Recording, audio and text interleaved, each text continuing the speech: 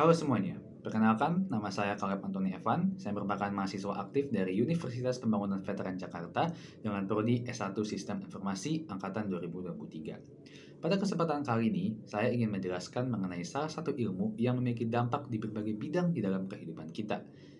Mari kita akan langsung masuk ke dalam pembahasannya. Jadi, ilmu yang akan saya bahas adalah ilmu statistika. Pertama-tama tentu kita harus mengenal terlebih dahulu apa sih pengertian dari statistika itu sendiri.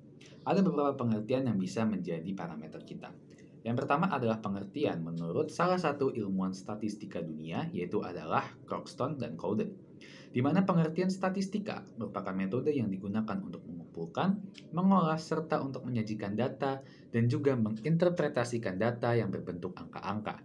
Ada juga pengertian menurut Kamus Besar Bahasa Indonesia, di mana statistika merupakan ilmu tentang cara mengumpulkan, memanipulasi, menggolong-golongkan, menganalisis, dan mencari keterangan yang berarti dari data yang berupa angka.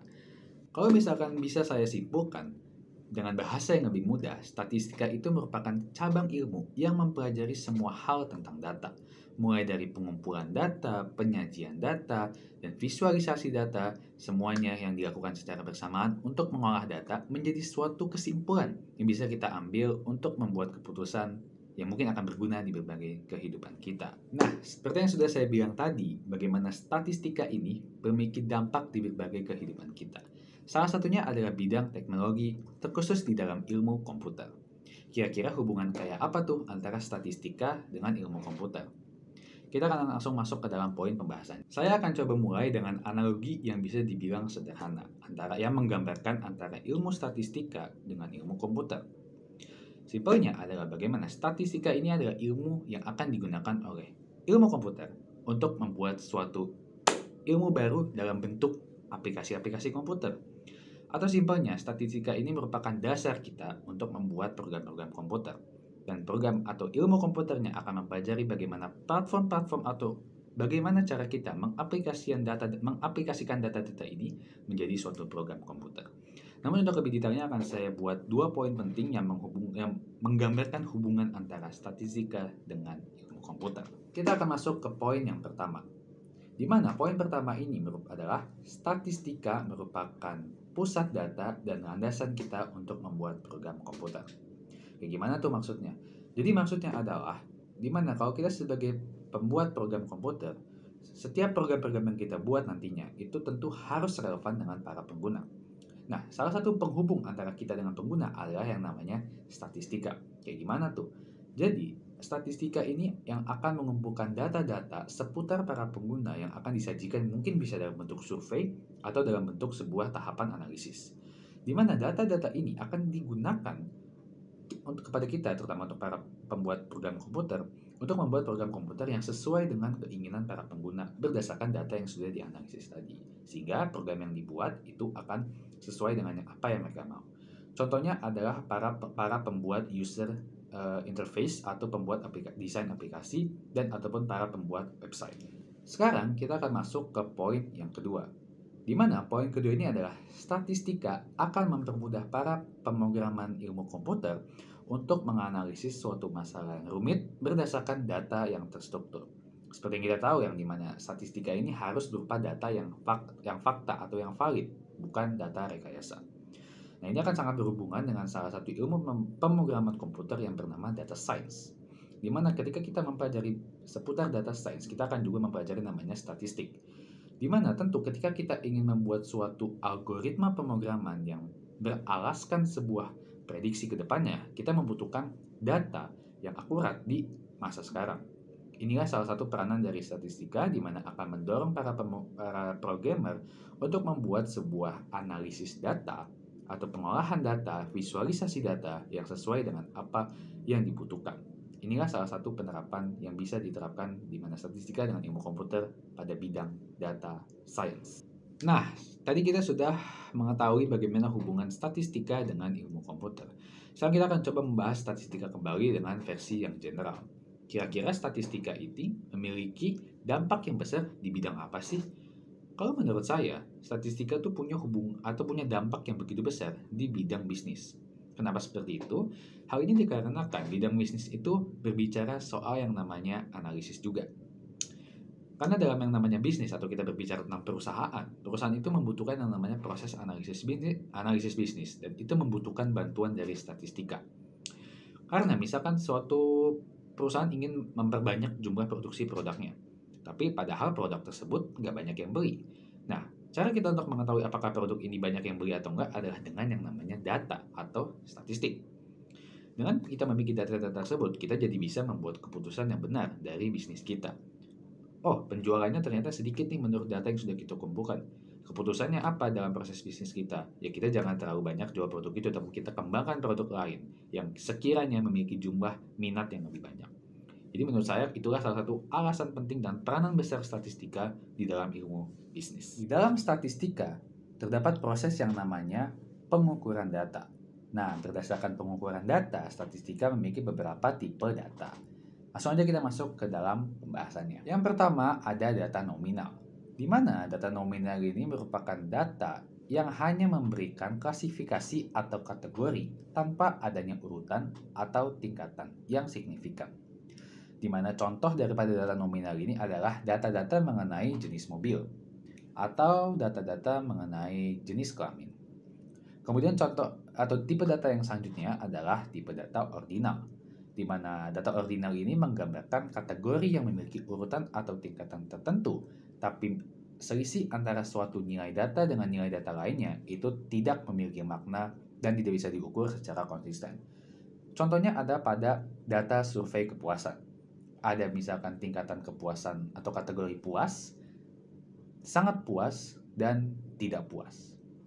Di mana antara satu dengan data nilai lainnya ini tidak bisa diukur secara konsisten. Yang selanjutnya adalah tipe data interval, di mana tipe data interval ini memiliki urutan atau selisih antara nilai-nilainya, yang dimana sama-sama memiliki makna, tetapi tidak memiliki nilai nol yang mutlak. Contohnya adalah ketika misalkan kita berbicara tentang suhu, misalkan ada suhu 30 derajat dan 40 derajat. Ini artinya intervalnya adalah ya suhu antara 30 derajat sampai 40 derajat Celcius tersebut. Terakhir ada data yang namanya data rasio, di mana data rasio ini hampir mirip seperti data interval, namun bedanya data rasio memiliki nilai mutlak 0. Contoh pada data rasio ini adalah, contohnya adalah berat badan di dalam kilogram ataupun tinggi badan dalam bentuk sentimeter. Nah, maksud dari kenapa data rasio memiliki nilai mutlak 0, artinya ketika suatu data itu bernilai 0, artinya data tersebut tidak ada. Misalkan ketika seseorang memiliki berat badan 0, artinya seorang tersebut tidak memiliki nilai atau data dari berat badan. Nah, setelah kita mengetahui bagaimana tipe-tipe data yang ada ketika kita melakukan pengukuran data, kita lanjut ke proses selanjutnya. Habis pengukuran data, tentu harus ada yang namanya penyajian data. Nah, di dalam statistika ini, penyajian data itu sangat penting. Dan tentu kita penasaran dong, kenapa penyajian data itu bentuknya banyak banget. Dan ternyata ada beberapa faktor atau hal-hal penting yang menyebabkan kenapa dalam ilmu statistika itu, penyajian data itu ada dalam berbagai bentuk. Secara umum, penyajian data dalam ilmu statistika dapat disajikan dalam beberapa bentuk, karena setiap bentuk-bentuk tersebut itu akan mencerminkan karakteristik dan sifat dari data yang lagi kita analisis. Manfaat-manfaatnya antara lain adalah sebagai berikut. Yang pertama adalah menggambarkan skala pengukuran. Tentu di dalam berbagai kita mengambil data atau melakukan proses analis itu mungkin bisa menggunakan skala pengukuran yang berbeda-beda, sehingga harus disesuaikan dengan skala pengukurannya. Kemudian kita juga meningkatkan keterbacaan dan kepemahaman kita akan data. Tentu dengan kita menyajikan data yang mungkin bisa dibilang lebih sederhana, lebih efektif, kita akan lebih mudah untuk memahami analisis data tersebut. Kemudian juga seperti yang sudah saya singgung tadi, memudahkan proses analisis. Dengan menyajikan data dengan bentuk yang sesuai dengan skala pengukurannya, analisis dapat dilakukan dengan cepat dan juga dengan tepat. Dan kemudian yang terakhir itu adalah bagaimana penyajian data akan juga mendukung pengambilan keputusan. Semakin baik penyajian data, maka pengambilan keputusan akan semakin tepat. Dikarenakan penyajian data yang sudah lebih terstruktur, lebih rapih, dan lebih enak untuk dipandang dan dianalisis, itu akan membuat keputusan jauh lebih efektif. Sepertinya kita akan masuk ke bagian lebih detailnya tentang statistika. Nah, di dalam statistika terdapat suatu variabel yang merupakan suatu karakteristik atau bisa dibilang atribut mungkin ya, yang dapat berubah nilainya dalam kita melakukan suatu percobaan di dalam kita menganalisis suatu data dalam statistik. Itulah yang dinamakan probabilitas. Jadi kita akan membahas mengenai konsep dan rumus-rumus ataupun beberapa hal seputar probabilitas yang merupakan salah satu ilmu yang dipelajari di bidang statistika. Probabilitas merupakan sebuah nilai yang digunakan untuk menghitung besar peluang yang terjadi pada suatu kejadian. Di mana probabilitas seringkali disebut dengan istilah peluang atau kemungkinan. Di mana probabilitas ini sendiri memiliki nilai rentang dari 0 sampai 1. Di mana 0 artinya tidak terjadi dan 1 artinya terjadi. Dan antara 0 sampai 1 ini kemungkinan bisa terjadi. Artinya apa? Di luar rentang ini, artinya probabilitas atau kemungkinan terjadinya suatu kejadian itu nilainya salah di luar 0 sampai 1. Sekarang kita masuk ke dalam konsep dari probabilitas itu sendiri. Di mana konsep probabilitas adalah sebuah prinsip dalam matematika atau statistika yang digunakan untuk mengukur kemungkinan suatu kejadian apakah bisa terjadi atau tidak. Kita bisa melihat pada rumus yang ada di samping saya ini, di mana PA sama dengan N per A per NS. Artinya peluang suatu kejadian merupakan pembagian antara banyaknya kejadian yang kita inginkan dibagi dengan banyaknya ruang sampel yang ada. Ruang sampel itu artinya semacam banyaknya percobaan yang kita lakukan.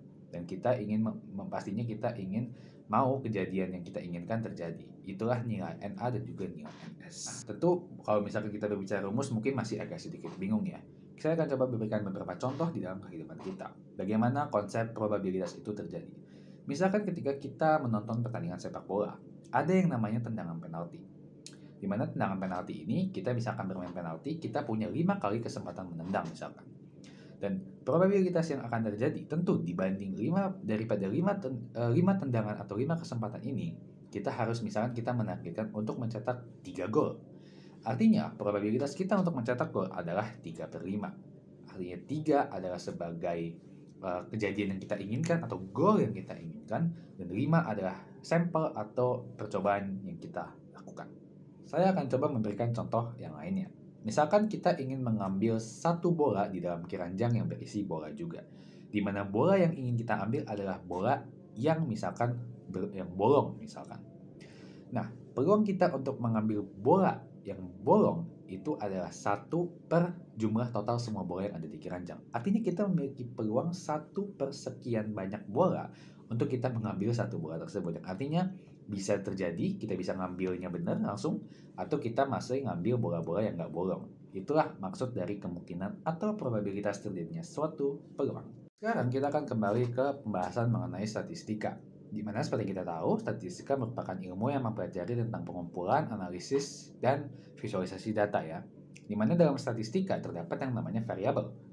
Variabel ini merupakan suatu karakteristik atau atribut yang dapat sewaktu-waktu berubah nilainya dalam suatu penelitian ataupun percobaan. Masih berhubungan juga dengan probabilitas tadi. Di dalam statistika terdapat 2 macam variabel, yaitu adalah variabel diskrit dan juga variabel kontinu. Yang pertama ada variabel diskrit, di mana variabel ini merupakan jenis variabel yang nilainya tuh terbatas pada sejumlah nilai terpisah yang dapat dihitung. Artinya, variabel diskrit ini adalah bilangan bulat. Contohnya adalah jumlah anak di dalam keluarga ataupun jumlah mobil pada suatu tempat. Kemudian yang selanjutnya adalah variabel kontinu, di mana variabel kontinu ini merupakan jenis variabel yang dapat mengambil nilai dalam suatu ruang tertentu yang tidak memiliki batas di antara nilai-nilainya. Di mana variabel kontinu ini biasanya nilainya tidak selalu bilangan bulat. Contohnya adalah tinggi badan manusia ataupun berat badan yang mungkin contoh nilainya adalah 105 cm dan mungkin di atasnya 105,5 cm. Jadi tidak selalu bilangan bulat. Nah, kalau misalkan kita kembali berbicara mengenai probabilitas, terdapat yang namanya permutasi dan kombinasi. Di mana ini merupakan salah satu cara untuk kita melakukan sebuah perhitungan ketika kita berbicara tentang peluang daripada suatu kejadian di dalam probabilitas. Nah, dalam konteks probabilitas, permutasi dan juga kombinasi ini memainkan peran penting dalam menghitung jumlah cara yang mungkin terjadi ketika kita ingin mengambil suatu kejadian atau ketika kita menilai suatu objek. Di mana kedua konsep ini memiliki perbedaan yang cukup signifikan loh. So, kita akan langsung membahas saja mengenai permutasi dan juga kombinasi dari segi perbedaannya. Yang pertama, kita akan membahas mengenai permutasi. di mana permutasi ini merupakan cara menyusun objek dengan memperhatikan urutan. Di mana dalam permutasi, urutan itu dianggap sangat penting, sehingga kombinasi yang sama tetapi berurutan berbeda dianggap sebagai permutasi yang berbeda. Di mana permutasi ini contoh-contohnya ya, kalau misalkan kita berbicara tentang soal-soal yang biasa dilakukan, itu mungkin ada ketika kita ingin membuat nomor urutan kartu, atau mungkin nomor plat nomor, penyusunan huruf dari sebuah kata. Kurang lebih seperti itu untuk contoh permutasi. Dan rumus untuk permutasi adalah sebagai berikut. Di mana bisa kita melihat keterangannya bahwa PNR merupakan banyaknya permutasi N unsur yang diambil oleh R unsur. Kemudian N itu sendiri merupakan banyak unsur yang tersedia, dan R adalah banyak unsur yang dibutuhkan. Yang selanjutnya ada yang namanya kombinasi. Banyak kombinasi ini keterbalikan daripada permutasi tadi. Kombinasi adalah cara untuk menyusun objek tanpa memperhatikan urutan. Kombinasi ini yang penting adalah kita seberapa banyak pun opsi yang dapat kita gunakan untuk kita menilai suatu kejadian atau objek. Dimana dalam kombinasi urutan itu nggak dianggap penting. Sehingga kombinasi yang sama itu tidak dihitung lebih dari satu kali. Kombinasi dapat digunakan di berbagai situasi. Contohnya ketika misalkan kita ingin memilih anggota organisasi, kita ingin mengambil dua warna favorit, atau misalkan kita ingin mengambil kombinasi bola yang berbeda warna, dan masih banyak lagi. Dan untuk rumus daripada kombinasi itu sendiri, itu adalah sebagai berikut. Nah, untuk rumus kombinasi sendiri terdapat beberapa keterangan. Yang pertama itu adalah C. C itu melambangkan dari kombinasinya atau jumlah kombinasi. Kemudian ada N, itu adalah jumlah total objek yang ada di dalam kumpulan kita untuk ibaratnya ada opsi kita melakukan kombinasi, itu jumlah total objeknya ada berapa, itu adalah N. Dan R adalah jumlah objek yang kita pilih daripada kumpulan objek-objek tersebut. Dimana jangan lupa terlalu ada yang namanya tanda faktorial, yang artinya adalah perkalian yang selalu dikurangkan satu dari satu dengan ke yang lainnya. Nah, kita sudah banyak banget nih membahas mengenai ilmu daripada statistika. Mulai dari pengertian, konsep, kemudian cabang-cabang ilmunya kayak gimana, hubungan antar bidang kehidupan seperti apa. Jadi kita sudah cukup banyak mengenal daripada statistika. Tapi ketahuilah kalau misalkan itu baru sebagian kecil daripada ilmu statistika tersebut. Namun sekiranya biarlah ilmu yang masih dibilang cukup kecil ini bisa bermanfaat buat teman-teman semua yang menonton. Yang pastinya kita tetap harus bisa terus untuk belajar supaya bagaimana statistika ini bisa semakin kita rasakan manfaatnya di dalam kehidupan kita. Terima kasih semuanya sudah menonton. Itu yang bisa saya sampaikan. Jika ada salah kata atau salah penjelasan, mohon maaf. Dan pastinya tetap kita bersama-sama tetap terus belajar dan berkembang menjadi lebih baik. Akhir kata saya akhiri. Sekian. Terima kasih.